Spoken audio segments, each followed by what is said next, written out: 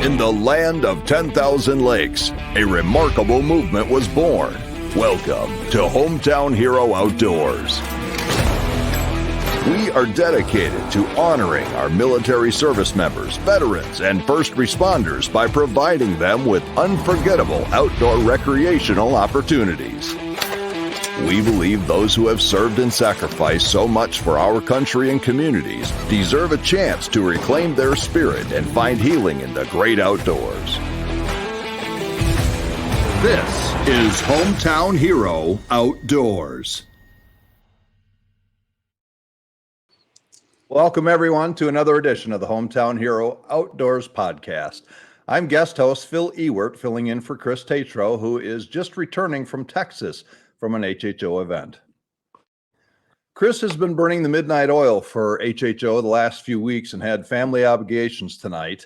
So unfortunately, he could not be here with us. So I get to fly solo with my special guest and friend, Pete Ripmaster.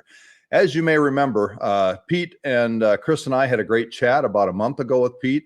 Ended up running out of time on the podcast. So Pete graciously agreed to return because he apparently has a lot more to talk about. So welcome, Pete. Thanks for joining us again. How are we doing tonight? They're doing wonderful, Phil. Thanks for having me back. And Absolutely, a few things left to be unsaid. So let's have another chat. Outstanding. And so for those who might have missed part one of our podcast, I highly recommend going back and listening to it as Pete kind of recounts a lot of his, some of his growing up and going through his, what he did on the Iditarod foot race. And so Pete is a complex guy, found his peace of mind through the outdoor therapy when he won the 2018 Iditarod Trail Invitational, which is a 1,000-mile foot race. Still boggling the human mind that you can do 1,000 miles on foot. And so again, go back, listen to that podcast. You can hear some of that. But what I do want to do is I want to touch briefly on the ITI that you talked about in the last podcast, because you were talking about how you had a spiritual moment on the trail. Yeah. And so I'd like you to give us some parting highlights of the 1,000-mile race and then how that set you up for what you're doing now. Yeah, as you talked about that, it's been almost 6 years now. The Iditarod Trail Invitational will take place in late February, and that will be 6 years since I've done the race. And so it's been a little chunk of time, but there's still a lot of vivid memories from that time of my life. And I learned a lot about myself through that. And it was nothing short of therapy for me.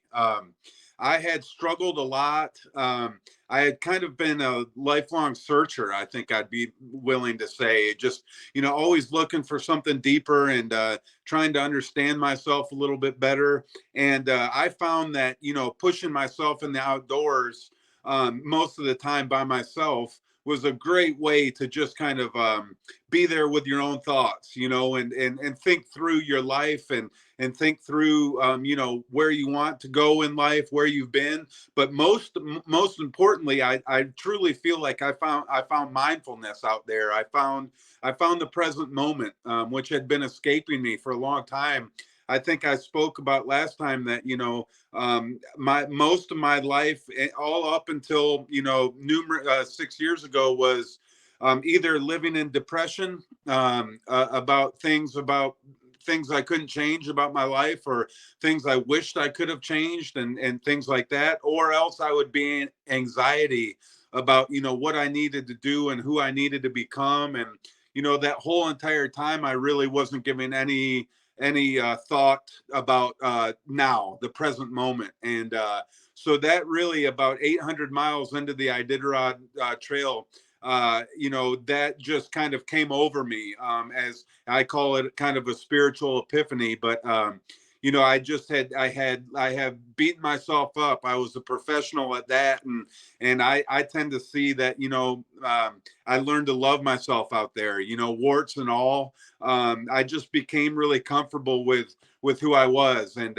so it took me all that time and all those thousands of miles to get there. And you know, I had my faith, my Christian faith, and then also, you know, these spiritual teachers that I was trying to listen to and understand. And really, it kind of just was like a big, you know, tornado that all of a sudden just hit and took me over. And I haven't stopped since. So mindfulness is something that I, you know, bring to the table daily, and it's helped me a lot, and it has helped me, you know, kind of mitigate the depression and anxiety that I felt, that I know a lot of people struggle with. And it's been a game changer for me. So intensive physical therapy in the wilderness was a great tonic for me. And so we talked about it, you know, briefly last time as well. It's not like the depression and anxiety went away.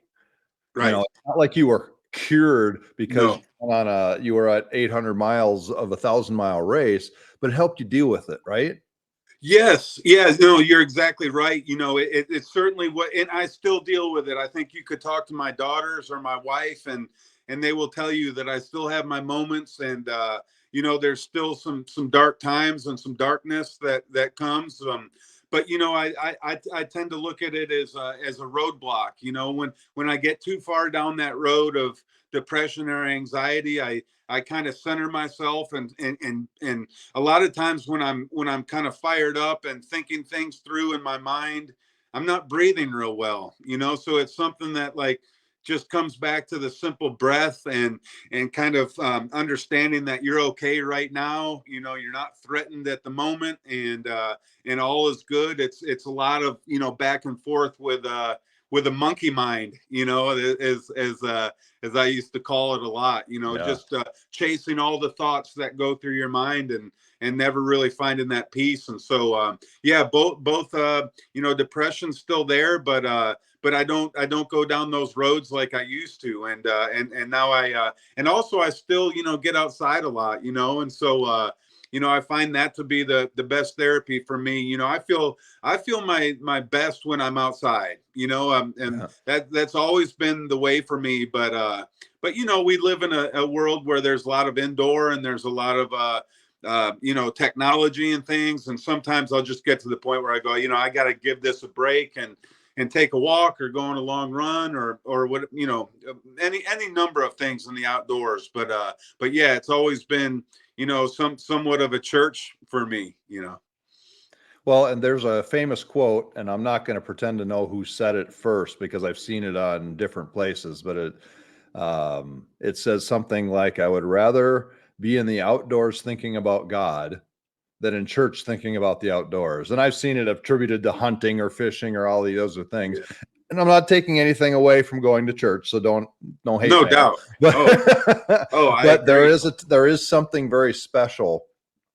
I'm a deer hunter, and so Yes. I spend time out in the woods, and some of my absolute most favorite times is climbing up in my tree stand with my bow when it's still like 4 a.m. and it's totally dark and it's totally silent, Yes. and the woods start waking up, Yes. and you start hearing the rustling of the birds, and they start Yeah. waking up, and you just see a glint, just a glint in the distance of sunlight, and the sky starts turning different shades of gray, and then pinks, and then orange, and that sun comes up, and just it's like blinding. But and I have goosebumps when I'm even saying this, just because that experience is spiritual, Yes. you know. Nothing And short.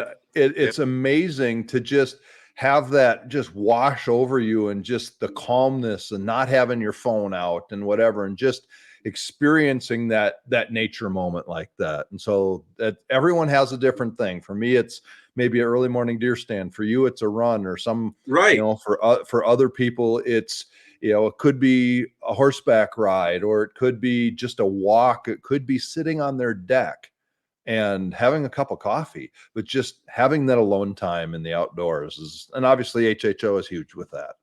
Absolutely. I agree. And I love that. That was a great visual, you know. And I think about the same thing when I'm doing my long ultra runs, you know, my 100-mile runs. And we'll talk more Yeah. about that in a little bit. But, you know, there's the really dark time that's like usually from midnight to 4 or 5 a.m. when it's really a challenge to stay awake. And, Mm-hmm. you're fighting the sleep monsters, and you're tired and you're hungry and your feet hurt and you got chafing and then, but like you said, then all of a sudden it's this like, you start hearing the birds come up and that another day's coming, and you get encouraged by that, and your body kind of picks up on that, and like all of a sudden you feel like a little bit more fired up. And a lot of Yeah. times, at that point I'll have been running for 70, 80 miles, and so now it's like, okay, the sun's rising, and the next few hours I'm going to finish this run. And so it's always like fighting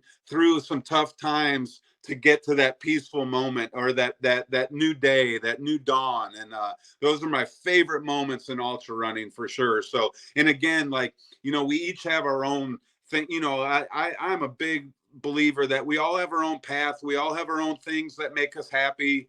It's different for everybody, and so I never am like, I find it this way because the person next to me finds it a different way, and whatever. I just really appreciate people that find their path, have enough courage to go down those roads to find it. Totally agree. And Yes. so, like you said, it's been 6 years. It's going to Right. be 6 years. It's been about 5.5 years, Right. and we can't take it away from you. You were the winner, which is amazing. But now you're doing new things. Yeah. Yes. So what? Obviously, you're not letting it define you. And so, tell me about what you've been doing since.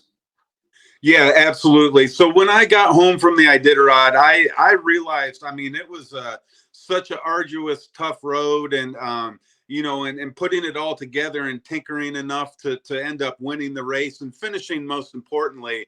But when Mm-hmm. I got home, I found myself, what am I? I'll be 47 next month. So I was like early 40s when I won the Iditarod and came back to Asheville. And I was proud of the effort and realized that it was something that I definitely was going to hang my hat on. Like, as far as like, it was a childhood dream of mine to run the Iditarod. I thought it would be with dogs, but I found a way to do it on my own. And so it was like, it was this great thing. But I also like, am one of these people that always wants to move forward, like, I don't want to be pigeonholed as Pete is this, because Pete's a lot of different things. And so when I got home, I kind of had this weird time when I was like, okay, well, that was literally my dream from childhood, and now I've accomplished it and won the race, and here I am back home. Like, what do I do now with my life? And I had told you that I had run 50 marathons in 50 states before I did all this Iditarod stuff, and Yeah. raised a lot of good money for breast cancer research in my mom's name. And so I started thinking long and hard, and I did some research, and I found that there was roughly about 15 or 1600 people in this country that have run a marathon in all 50 states, of which I am proudly one. And but I kind of like to say that, my mom and dad never raised me to be one of 1500 people that have done something, and so I started digging a little deeper, and I said, I wonder, I had run a couple 100-mile runs before, and I thought, I wonder how many people have run 100. Well, if there's 15 or 1600 people that have run marathons in all 50 states, I wonder how many people have run 100-mile runs in all 50 states. And I kind of put my feelers out there to the ultra running community, and the answer comes back that no one's ever done it. It's never been done. And so with that, I started thinking about things that I want to fundraise for. And I had this incredible snowy owl experience when I ran Okay. the Iditarod. My first year on the Iditarod Trail, I was in last place all by myself in the wilderness, feeling bad for myself in a pretty dark time. And next thing you know, this beautiful white owl flies out of nowhere and just lays it's on a tree next to me, and it's just staring at me. And I had this incredible kind of spiritual encounter with this owl, and it made such an impact on me.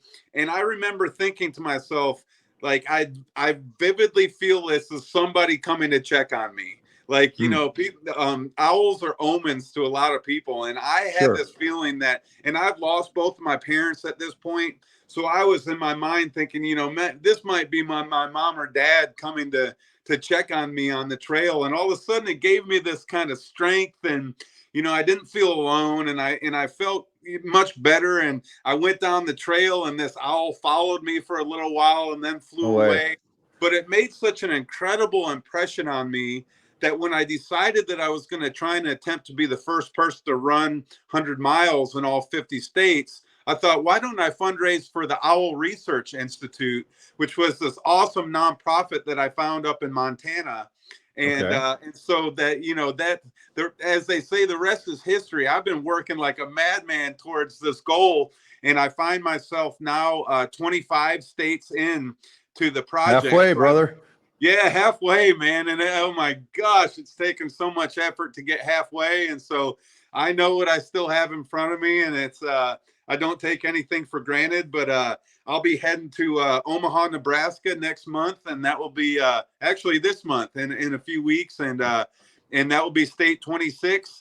And I've raised, I think, $34,000 so far for Owl Research Institute so far in the project. So Congratulations. it's going fantastic, and it gives me purpose, and it helps me feel like I'm doing good for others, and which is a big part of why I do this. And so it's good. It gives me a purpose, but it's also doing good for others, and in this case, owls, and the Yep. people that study them. But it's been awesome, and it's been so fun. So you've gotten 25 states down. You have 25 to go. Right. So I have a two-part question. Sure. Which state upcoming are you most looking forward to? Okay. And then I want to hear like some of your craziest or best stories from the previous 25. Okay. Okay. Well, I love the West. I live in North Carolina in Asheville, and super happy here. But like my, I feel most comfortable in my spirit when I'm out in the wide open spaces. So I love, I've kind of kept a few states for later in the project. Montana will be my last state. Okay. I'm really looking forward to Idaho. Um, let's see, Hawaii. My family wants to come to Hawaii, if you can imagine. I They wonder want that. why. Yeah, exactly. They want to be a part of that one, so that will be fun. I think Vermont and Maine. I love Maine. I love New Hampshire. So like just I don't really get off too much on the big the big cities. It's certainly not what I'm about. Although they're fun for a little couple days for me. I just don't ever feel quite at peace when I'm in the big cities, and so I try and find kind of easy, logistically easy routes to do. And so yeah, those are some of the states I'm looking forward to. And then a story I'll tell you a great story. And so there's a ultra runner. Her name is Darcy Pecue, and Darcy in the ultra running world is just a luminary. She's a legend, right? There's a race out in Colorado called the Hard Rock 100, and it's like one of the toughest races in the country. I can imagine a lot of elevation changes. Tons of weather, really tough route, and she's won that numerous times. And so she's a famous ultra runner. And me and Darcy somehow we both were brought up in Birmingham, Michigan. So and so we kind of kept tabs on each other a little bit. I certainly was watching what she was up to, and I would we would touch base here and there. And at one point I was going to run the Leadville 100 in Colorado. Sure. And I thought I'd just give it a try. So I was like, Darcy, is there any chance that you would pace me, for the Leadville 100? And, I thought it was kind of a long shot, but she is so nice and so sweet. And she's like, yeah, like right away. She's like, yeah, I don't have anything going on. I'll come. I think she lives outside of Boulder. I'll come to Leadville and pace you for the 100. So I was like, awesome. This is great. You know, it's pretty crazy that two people from Birmingham, Michigan end up doing all this stuff in the ultra running world. And we had Sure. never met physically. And so I was like super excited, and I was going to pick her up at mile 50. And so, I got, yeah, at about like 40 to 45, you have to start going up over Hope Pass, which is the Okay. high point of the whole route. And you go up over Hope Pass, and then you go down, and that's mile 50. But then you have to turn around and come back up over Hope Pass and back down to the rest of the route. Well, when I picked up Darcy, I had the starting of elevation sickness, altitude sickness, really starting to take its toll on me. I tried to sneak in like a day before the race started. I didn't come like 10 days early to acclimatize. So I was just trying to kind of sneak in on the altitude. And there I was getting over Hope Pass. The next thing I know, I am just feeling very nauseous. And so I picked Darcy up, and, you know, I was like, it's so great to meet you. I'm so fired up. And then, like, you know, like 5 minutes after we're running, I'm like, Darcy, I'm sorry. I think I'm going to get sick. I'm not feeling good at all. And so there I am on the side of the trail, just like throwing up. And then at the same time, like farting, and like, you know, like my body was like both ends. It was coming out of both ends, and I just couldn't do anything about it. You know, as much as I wanted to, you know, not be doing that, especially in front of Darcy. Right. But, Maybe you a know, little but embarrassing. quite a bit embarrassing. But, you know, it was so, I'll never forget, because she's like, you know, she goes, you know, she's like, Pete, I've been doing this a long time. I've seen it all. Don't worry about it. You know, just take care of yourself. So she kind of turned her back on me for a little while as Sure. I'm like just kind of taking care of myself. And I was white as a ghost. And, you know, I just thought, you know, I'm going to have Darcy kind of take me to the next checkpoint, and I'm going to call it a day. I'm going to quit. You know, I'm not a quitter. I think anyone that listens to me for 5 minutes realize I'm stubborn and all this stuff. So I get to the next checkpoint, and my crew refuses to let me quit. They're like, you know, I was sitting there saying, you know, I'm done. Here's my bib. And they're like, no, just keep that on. Let's try and get a little food in you. Let's get a little, you know, and they just kind of kept prodding me along. And then someone came up, and by the time I felt like I had given up too much time at the aid stations, and someone came by and said, if you get up right now and you jog and walk, you have enough time to finish the Leadville 100. And I was like, let's go. So I like got up and persevered, and they have a 30-hour cutoff. I came in at like 29 and a half hours across the finish line and finished that race. And so that was awesome, but very embarrassing. But Darcy was a great sport about it and helped a lot. So that was pretty cool. Well, I'm glad to hear you finished. Yeah. And you gutted it out, literally, I guess. Yeah.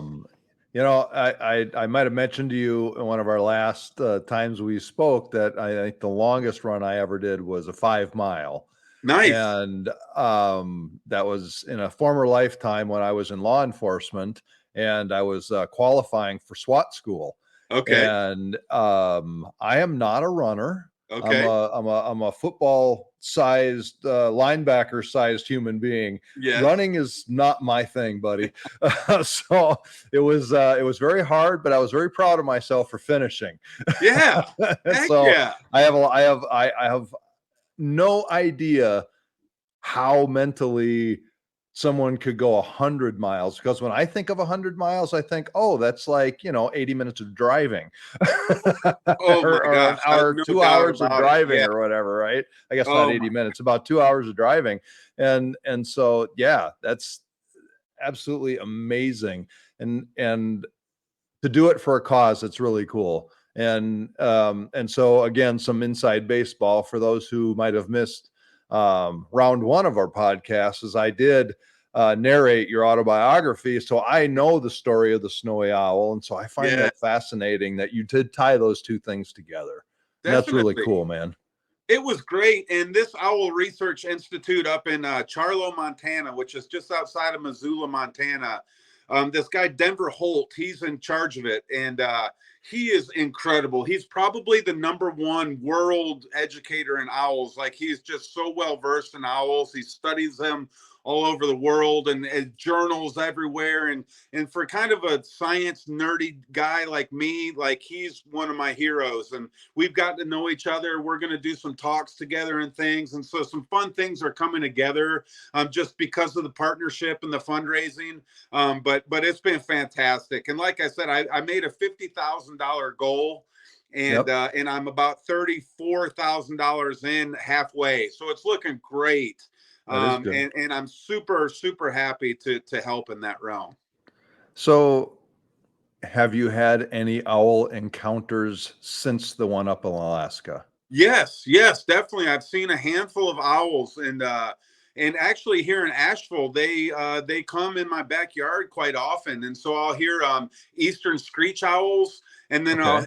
I'll hear the great horned owls, which are the biggest owls, and Sure.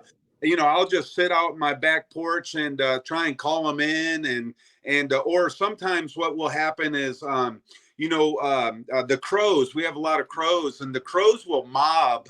The crows will, like, get together and really bother like the hawks and the owls. It's like a preemptive mobbing where, well, they're just, because what happens is the owls or the hawks can actually kill the crows, if they want to.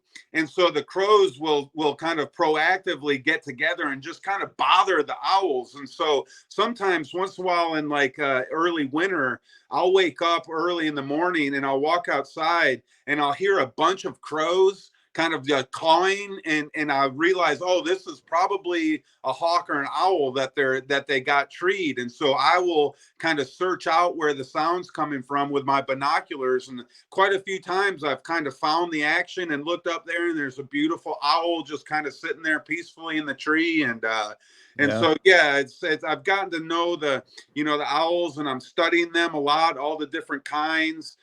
So it's fun. I think they're awesome. I love, now I'm kind of known as the owl guy since I'm fundraising. So anytime one of my friends or acquaintances sees an owl or hears an owl or sees, like something at a secondhand shop that's got an owl on it, they're sending it to me, and taking pictures of owls. And so they're wonderful. I think they're the coolest creatures around. So I've been really interested in them. So, and in my mind now, I'm thinking when you run your last race, when you Yes. cross the finish line, you need that group Owl City to be singing for you, right? Oh yeah, that'd be great. Yeah, we could get that together. It's good. Like I said, I'm gonna save my 50th 100-mile run for Montana, and Yeah. I'm gonna bring a ton of friends and family up there, just like I did for my 50th when I ran the marathons. And we're gonna throw a bash and have a party and a fundraiser, and just live it up. And so, who knows what will come by that time. I'm just Outstanding. obviously, I'm taking them one at a time. For a Yep. while, I thought I could kind of rush through this project, but not so much. These things, any one 100-mile run just takes it out of you, and you really pay the price for a while after you run. And so I kind of took a little step back, and now I'm running, I'll probably run 4 or 5 a year until I finish the project. So we're talking, Okay. 5, 6 more years before, Sure. God willing, before this project is done. But I'm, like I said, I'm not fighting for the finish. I'm just kind of using my mindfulness and just saying, hey, all right, this month I'm going to Omaha, Nebraska, and I'm super fired up for that, and see what unfolds there. So it's just a really cool way to travel and to see a bunch of different places and meet a bunch of cool people. So thinking about that, you had mentioned there's nobody who has done 100 of these or 100 miles in every state yet, correct? Right. So have Yeah. To you? the best of my knowledge, I've reached out to people that are like historians of the ultra running realm. And, it's like, I have not heard of anyone that has done it. But then at the same time, like, there's been times when I've asked, like Alexa or, Chat GPT or something, hey, is there someone that's run 100? And they're like, yes, a few people have done it, but the people that they mentioned that have done it, I know for a fact haven't. And so, you know, and I have to say this too, like the reason I'm doing this is that, you know, it's not only because it's never been done. You know, it's my happy place. I love going out and running, and I love all that comes with it. I love inspiring others. I love fundraising. If it comes that I'm the first person that does it, that's fantastic. If it comes that I'm the fourth person that's done it, that's fantastic too. You know, I'm not like all in on being the first. That's cool, and a lot of people like to hear that. You know, it's kind of like something that you lead with when you're doing advertising and stuff like that. But to be honest, it really doesn't make much difference whether I'm first or fifth, or, you know, I think it's a hell of an accomplishment. I think, you know, I think it will take everything in my heart and soul to get there. I've wanted to quit already numerous times. I can't even tell you how many times where I've been deep into 100-mile run in some state that I might not necessarily want to be in, away from my family, you know, with all the things I mentioned, the chafing and the cramps and the sour gut and the blisters, and I'm like, you know, I'm done. When I finish this one, I am out. I don't care what anyone says. I'm done. And then, you know, it's just amazing that, you know, a day or two after I run, it's like next thing I know, I'm looking for another run, or, you know, I'm like, all right, I've come too far to quit, and my stubbornness takes over, and I'm plodding along. So it's mayhem. It's like a controlled mayhem, but it's like it's who I am. It's what I want to do with my life, and so it's been a lot of fun. What is the closest in days that you ever ran to 100s? Huh. Well, I have to say that I ran a race called the Tahoe 200, which was a 200-mile run that circumnavigated Lake Tahoe, Oh, and wow. that took 86 hours to run around Lake Tahoe from point to point. And Yeah. so that was a super tough one. But yeah, I would say a couple weeks, you know, and I, you know, it's amazing. I'll see people, like a friend of mine here from Asheville did, I think, 5 100s this summer alone. And so there's people that their bodies are made to do this. They recover better than I do.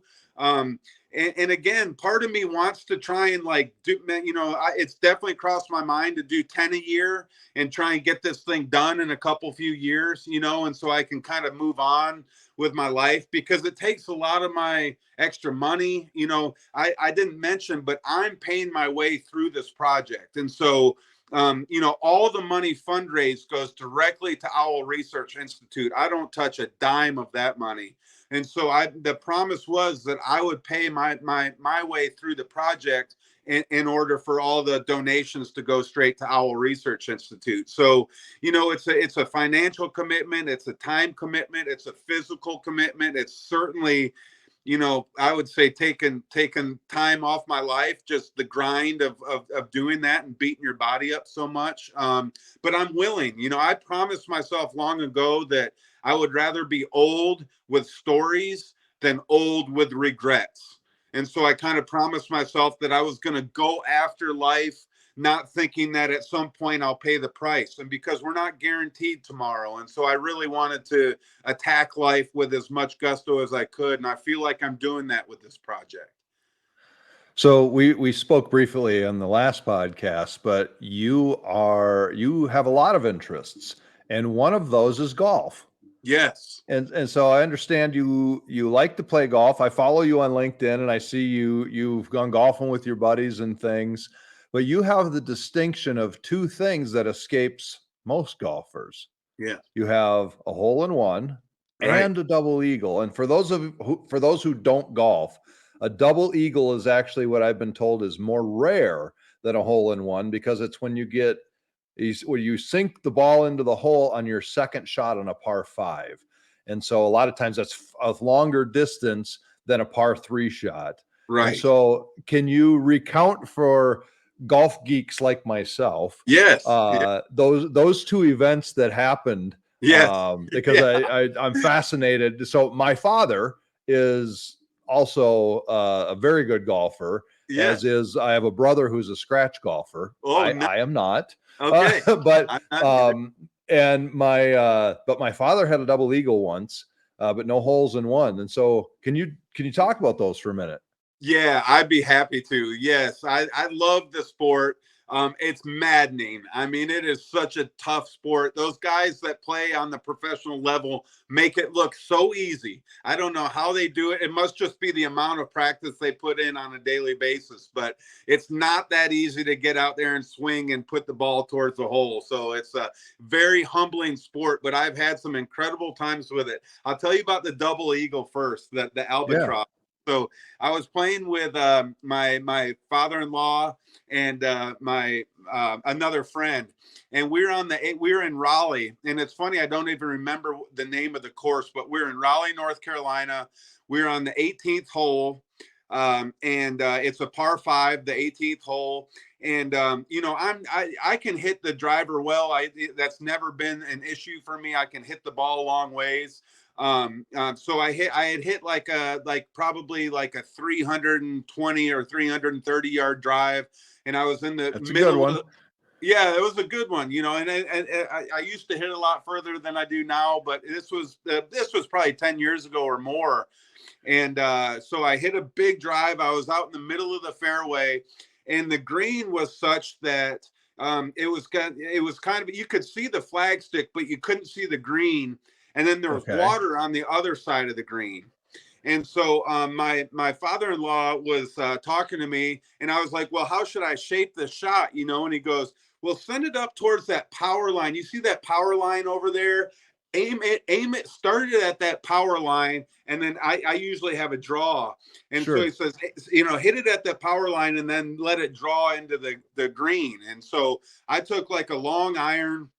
I think it was like 190 yards to the hole, and I hit this ball, and I right when I hit it, there was something kind of interesting about it, because right when I hit it, it went straight at that power line that he told me to hit it at, and then turned over and started going towards the green, and I was like, I did exactly what you said to do. Like, it was a great shot. It was just exactly the shape that he asked for.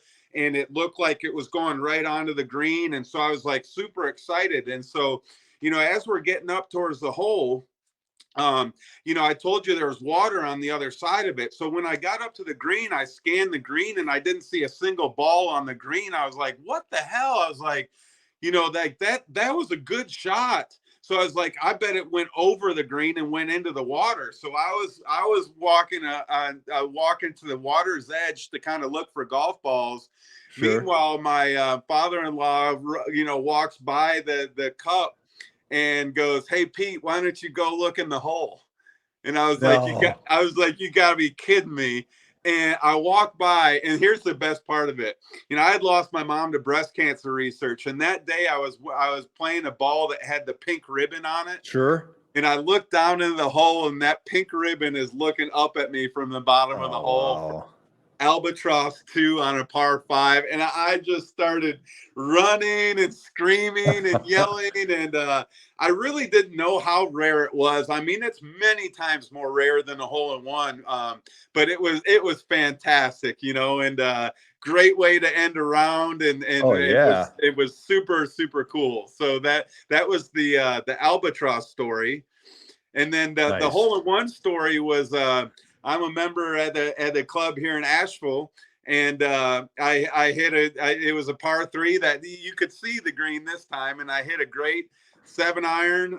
It was like 170 yards, something like that, 160 yards, and it landed on the green and started tracking like a putt and dropped right into the hole. Oh, nice. And so I started screaming. I was playing with 3 guys. I started screaming. I started running down towards the green because I just still couldn't believe that it was in the hole. While I was going down, running towards the green, I took my shirt off and I was swinging my shirt around like this, and just like losing my mind, screaming, and went down there, got the ball out of the cup, held it back up, and then ran back up to the tee box, and hugged all my buddies and they said, well, we still need to hit our ball. so, Right.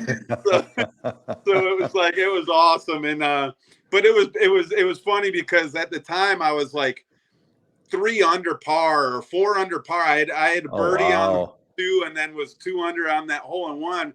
And I ended up with like an 80 or something. I mean, I thought, oh my gosh, I'm going to shoot like a 65 today, and Right. it's just like not even close. And I started doing a little bit of celebrating, on the back 9 too. So, Well, good for you.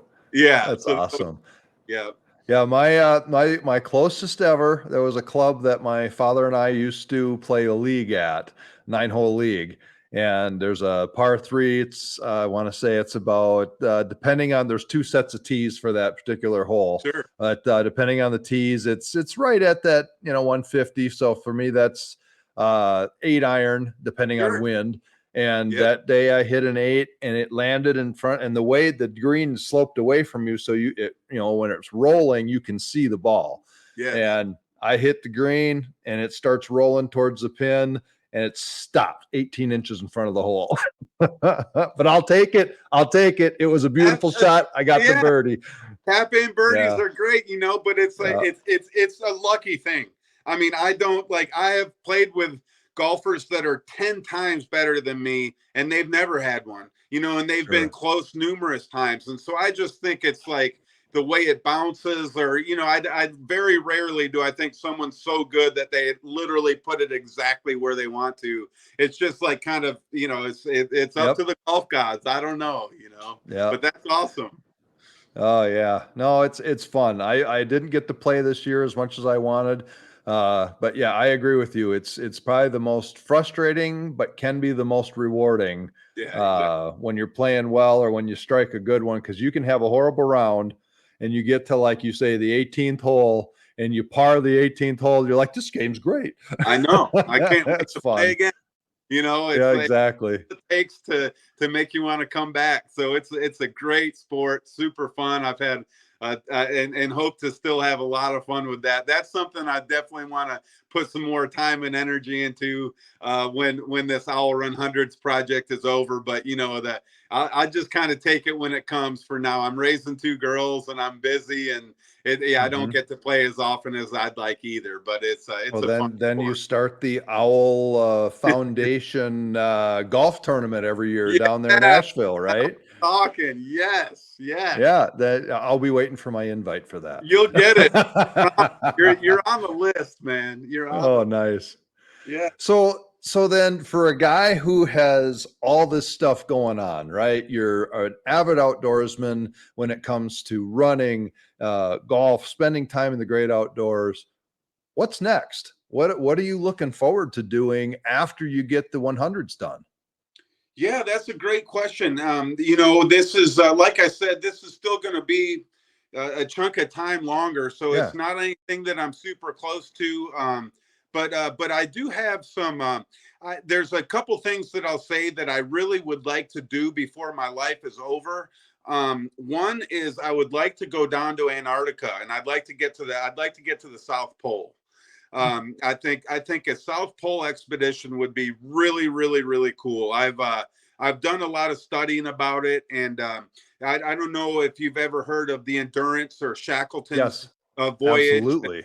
And that book made a gigantic impression on me. And so the history of that place is Call My Name. And I don't think it will be the type of thing where I'm trying to do it as fast as possible. I think it will be just a really fun, arduous time with a couple friends, and just kind of earning your way to the South Pole. I don't see it as being, one of those things where you're trying to, break time records or anything like that. I think probably by the time I get down there and do that, I'll probably be a little bit older and a little bit grayer, and it will probably be more just about the adventure than anything else. And then I also want to climb Denali.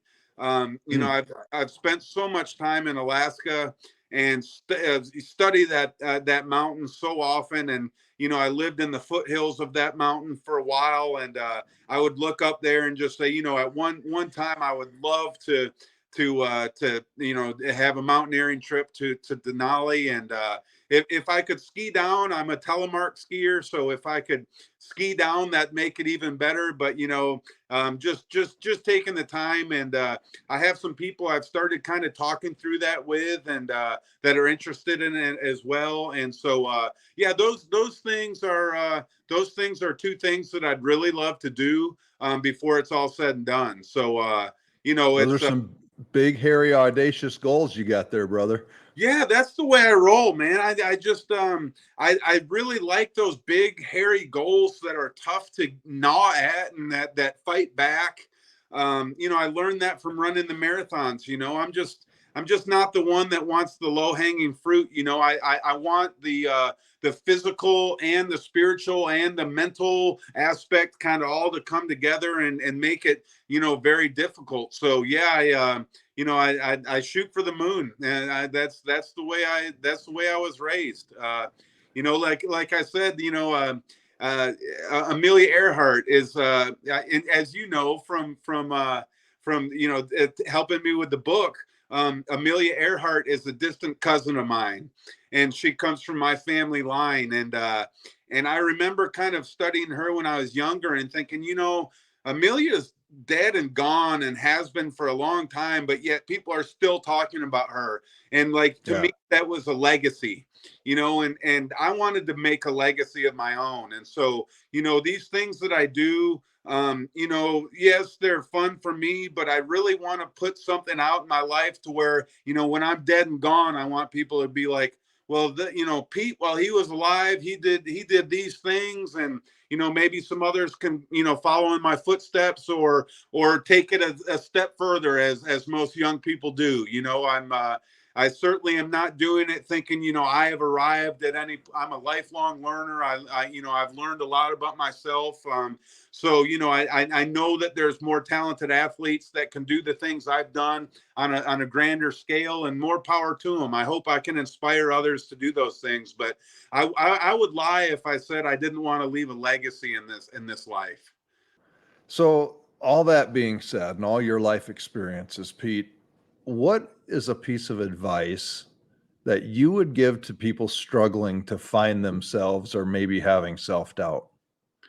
Yeah, I think I'm glad you asked that. I really feel like being I really feel like it's important to put your dreams and your thoughts out on paper. I Mm. feel it's important to kind of you know think of it, what you want to do. And the way I think about it is like, what did you want to do when you were a kid? You hear about so many people that are like, they had these big dreams when they were younger, and then all of a sudden, they get into middle age, and they think, oh well, shoot, I missed the boat, and oh well, so I'll just give up, and I'll just give up on life, and I'll just kind of talk about what I did when I was 18. And it's like, I just never had much time for people like that. I'm like, what are you doing today? What are you doing now? I don't really care what you did 20 years ago. And I would hope people say the same with me. And so, I would just say that, yeah, put those goals out on paper, and then kind of work backwards for those. Like, rather than being like, this is what I want to do, I don't have any idea. Well, kind of take the latter steps that you need to.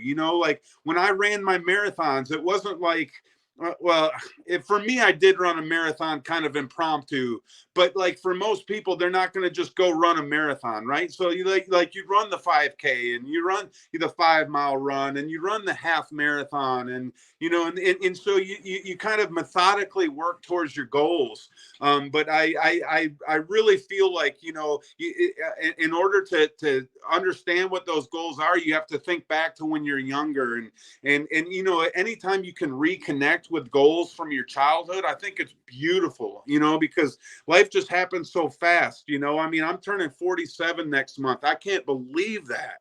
And so it's, for me, it's like, I still have these goals that I want to work towards, but I'm not just a dreamer. I'm willing to Right. kind of lay the groundwork and work towards those goals. So I would say that's a piece of advice, is just to, make realistic goals and then methodically chew them apart and be a bulldog about it, and also, I was going to say for a piece of advice, something that I've really lean on a lot is using failures as stepping stones to success.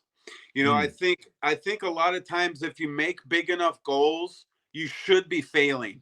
When I talk and my public speaking, I hone in on this a lot, because a lot of people say, I have these goals, and then you try and you fail, and then some people just give up. And it's like, if you're making big goals, you should be failing. Like, that's going to be a part of the whole equation. And so just to learn from those failures and kind of keep moving forward is a big piece of advice as well.